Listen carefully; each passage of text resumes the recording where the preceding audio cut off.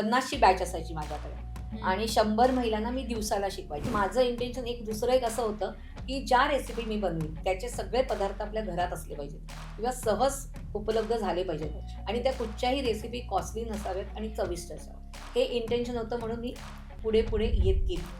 थोडक्यात असं की 2011ला जेव्हा मला हा चान्स म्हणजे सांगून आलं, की असं-असं आहे YouTubeवरती तुम्ही येणार का? मी गेली, माझं फायनल सगळं झालं आणि त्याच वेळी माझ्या मिस्टरांना ब्रेन हॅमरेज झालं आणि 8 दिवसासाठी ते हॉस्पिटलमध्ये होते आणि नंतर ते एक्सपायर झाले आणि त्यावेळेला मला साथ दिली ती माझ्या मुलाने.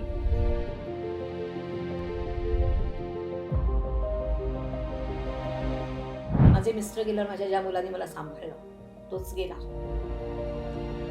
आणि त्याची प्रचंड इच्छा अशी होती, की आपल्या आईने खूप पुढे जावं. स्वामी आहे बस, तुम्ही आता बघायचं माझं काय करायचं. त्यामुळे मला कदाचित स्वामीनीच हे सुचवलं असेल, की तू पुढे जाऊन काहीतरी तर चांगलं कर.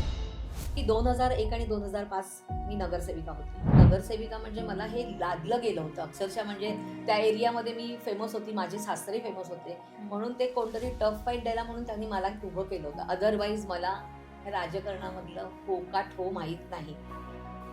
कुकिंग म्हणजे एकदम समुद्र आहे असा पूर्ण मोठा. तुम्हाला जे काही पाहिजे त्याच्यामध्ये आणि जेव्हा तुम्ही एक रेसिपी करायला जाता तेव्हा त्याच्यापासून तुम्हाला 4 रेसिपीचं व्हेरिएशन्स मिळतात.